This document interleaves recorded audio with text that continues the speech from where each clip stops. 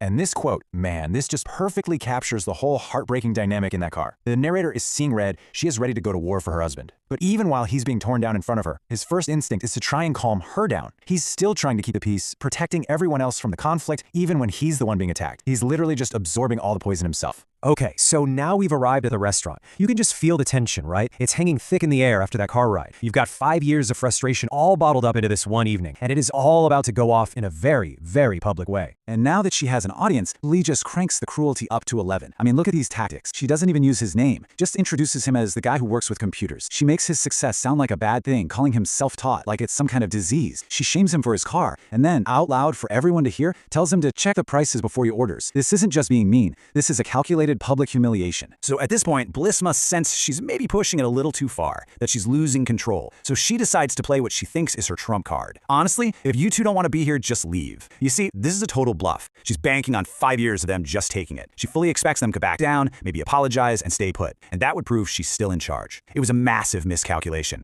And bam! This is the moment. The second the entire power dynamic just shatters into a million pieces. The narrator calls her bluff, she stands up, and she doesn't just quietly leave. Oh no. She takes that little challenge Lee threw at her and turns it right back around, telling the whole table exactly why they're leaving. In that instant, all the power shifts from Blee to her. You know, walking out of that restaurant, that wasn't just the end of a really awful dinner. It was the end of an era for this family. That single act created a brand new, united front, and all the old, unspoken rules were officially thrown out the window. And her final comment is just, it's surgical. She makes it a point to say that the new boyfriend seemed like a nice guy, which puts a giant spotlight right on Blee as the one and only problem. See, this wasn't a tantrum, it was a precision strike. She just leaves Blee sitting there in front of all her friends, completely stunned into silence, her little power trip totally dismantled. Then, in the car, we get this one quiet sentence from her husband that just reveals the true cost of all those years of keeping the peace. He just says, nobody's ever done that for me before. And wow, what a heartbreaking thing to say. It just shows you how incredibly lonely he must have been, taking all of that abuse by himself for so long, and what it meant to finally have someone in his corner. And the narrator's reply,